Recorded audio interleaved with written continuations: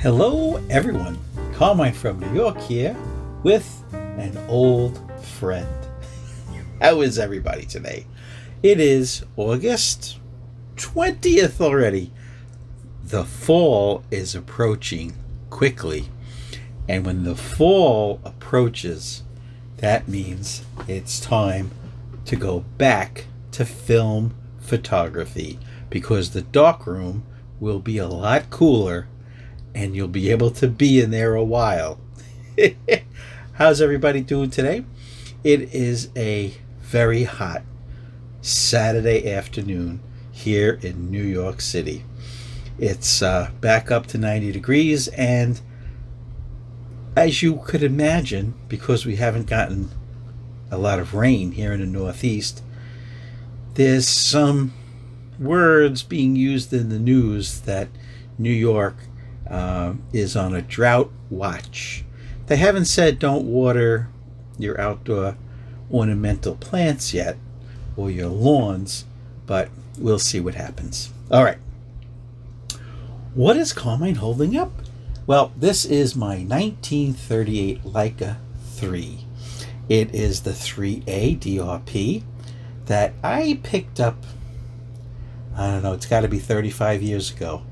And this, when I got it, it had just been CLA'd, cleaned, lubricated, and adjusted in Germany, in the Leica facility when I picked it up.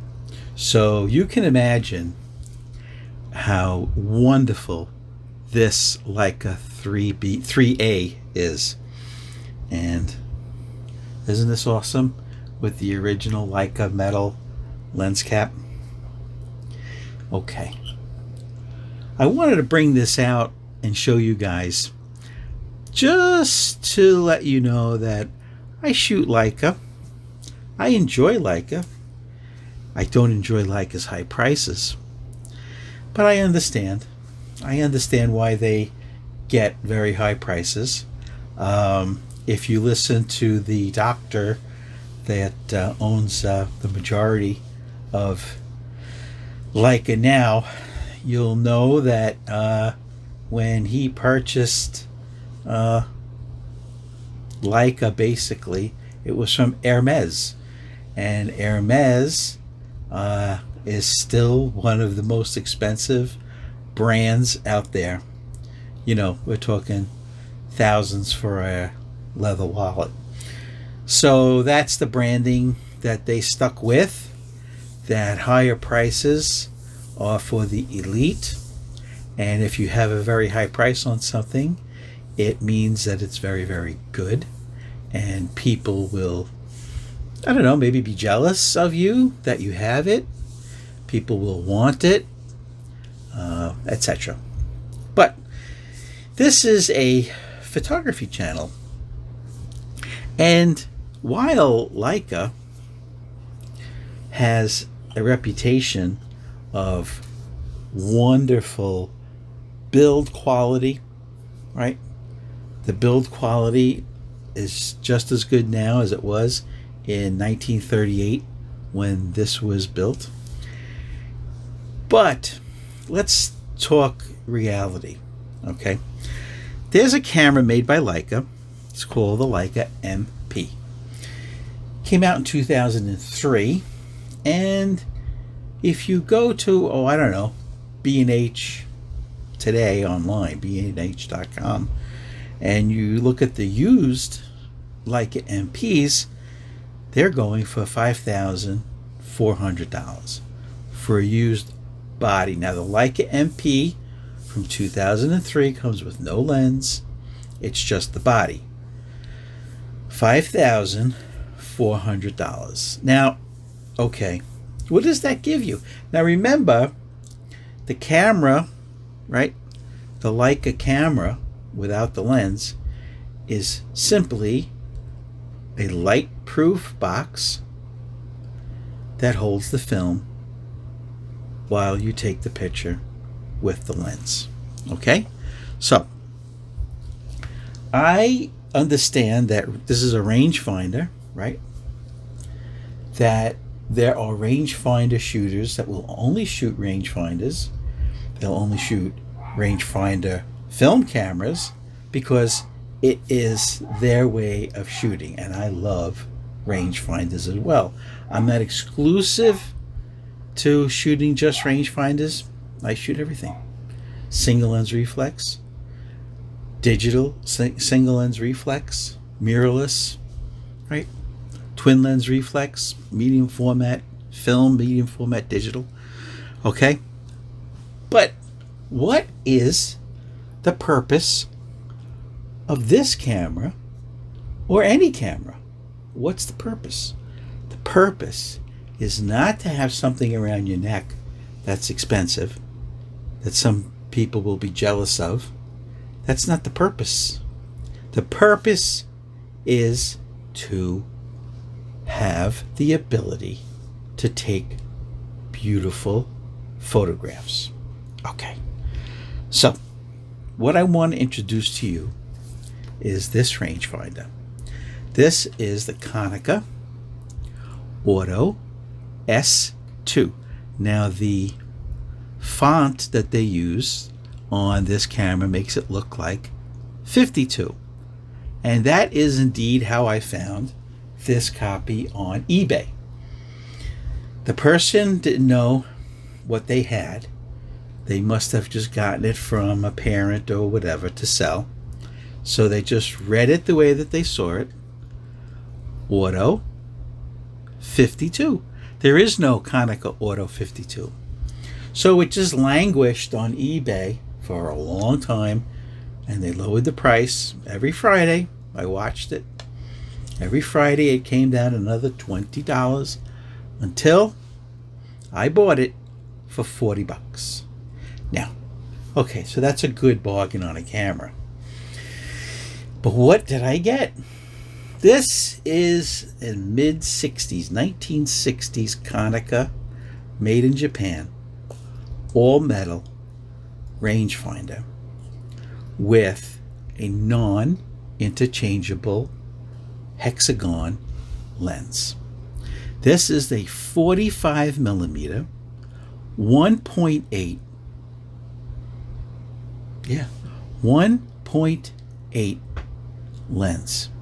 Shutter speed B to 1/500th of a second. Film advance, smooth shutter. Listen to how quiet that is. That was at a 15th of a second. Now let's move it up to 1/250th of a second. That's it. Now the shutter was right up to the microphone. How about from here? Quiet leaf shutter. Now, why do I point out that this is a leaf shutter? A leaf shutter, you can use your flash at any sync speed. This one goes up to 500th of a second. Because the way the leaf shutter works, right? The shutter opens, flash fires, and then it closes. The light from the flash is perfectly illuminating the film.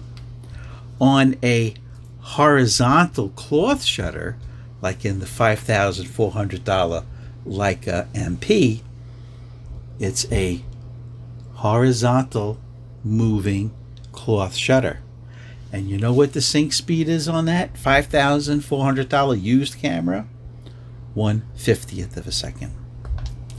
This $100, that's what the price they're going for today. This $100 film rangefinder camera with lens can sync your flash from any shutter speed, even 1/500th of a second. Think about how valuable that is when you want to stop motion 1/500th of a second flash. Now, while it does not have a hot shoe, it does have a PC sync port right here. Okay? The focusing is done while you look through it here, right? It's triangulated with the other opening here by a system of mirrors. And when you look through it, here's the throw. From here to here. That's everything. That's infinity to close up. So while you're looking through, this is it. This is the whole throw. Not like on a lens where it's almost one complete revolution to focus. That's it. From here to here. This is 6 elements. This lens. 6 elements in 4 groups. Now, this hexagon lens is well known in the photography community from the 60s till today as being sharp as a knife. Now, don't take my word for it. A photograph speaks volumes, and you're going to see the photographs taken with this $100 Konica Auto S2 in a few seconds. Okay? Now, it has a built-in light meter. It has a built-in lens hood. I happen to put a UV filter on it, 55 millimeter. The light meter sensor is right here, this little circle. And you read it on the top of the camera here. Now, it took the old mercury flat batteries, which you would insert here. I mean, look at this camera. It still has the fully intact sticker on the bottom. Right?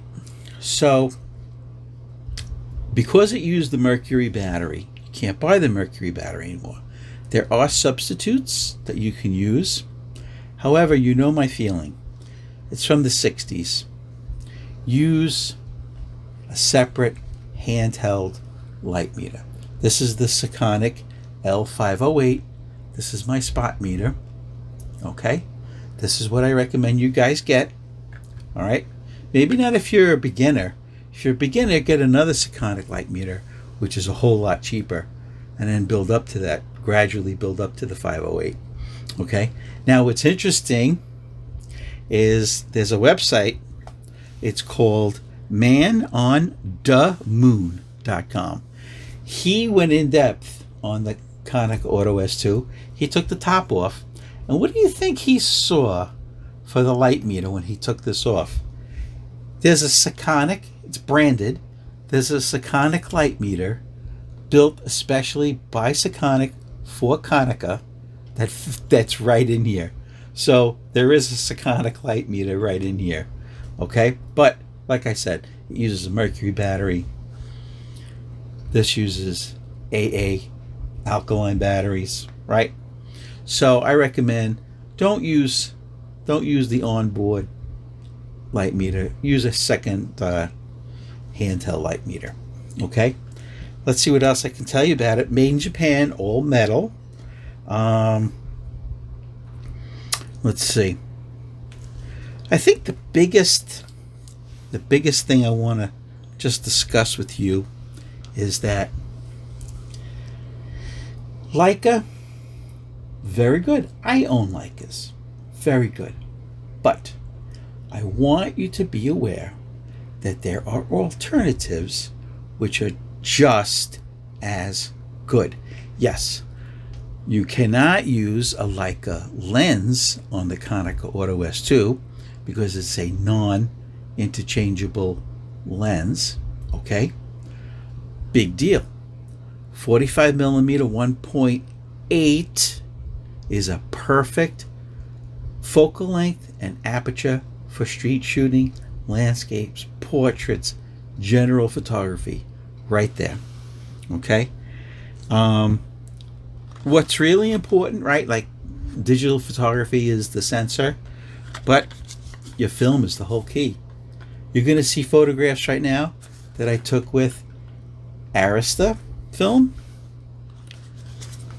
Shanghai GP3 film, and everybody's favorite Ilford HP5 Plus.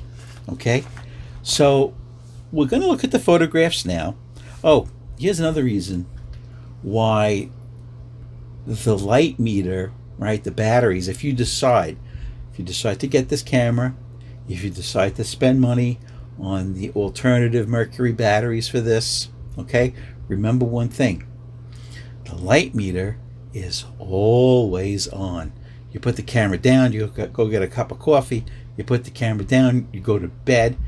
The light meter is always on, draining the battery until you put the Konica lens cap on. Until you put the Konica lens cap on the camera, your light meter will continue to drain the battery. Okay? Now, it's not that there's a special switch that turns the light meter off when you put it on. It's just that it has to be dark. Okay? So if you lose your lens cap, you're going to have to find a replacement lens cap, right? Or keep your camera in a dark bag so it doesn't drain the battery. Or unscrew the battery every time you want to use it, every time you're finished using it, right? So that's something to keep in mind. I just want to go over everything. So the bottom line is $5,400 for the Leica MP. You get no lens, and it's also used. $100 with the lens, an exceptional quality lens, also a rangefinder, also well built, not made in Germany but made in Japan. Okay, I don't have to tell you about the quality of Japanese made cameras, right?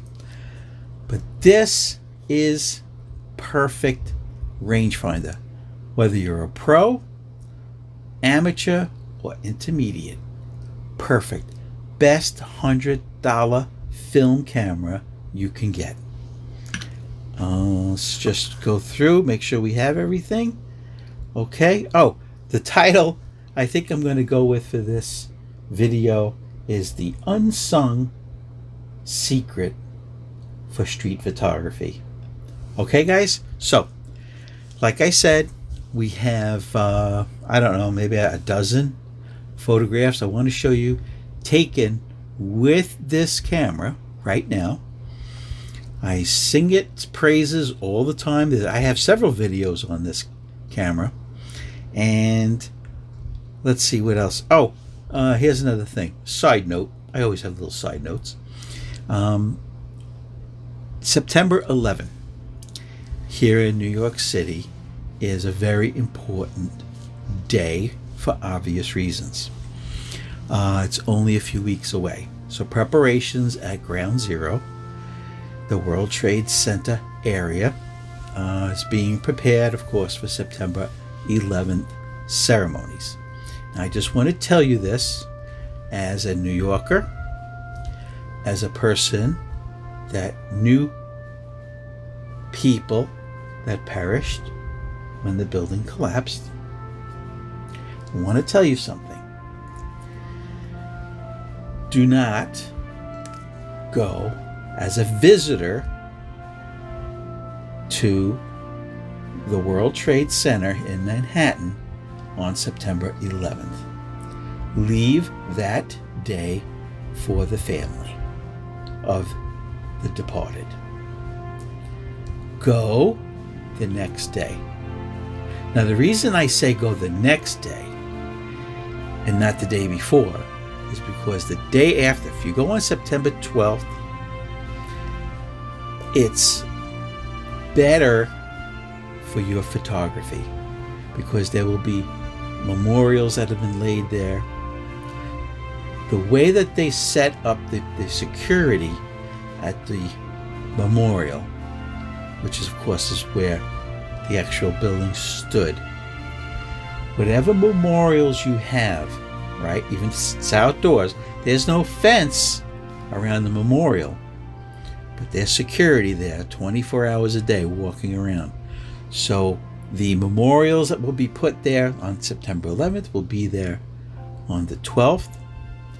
There are usually vendors there that sell flowers for anybody wanting. I don't know if they sell them or if they give them away, I'm not sure.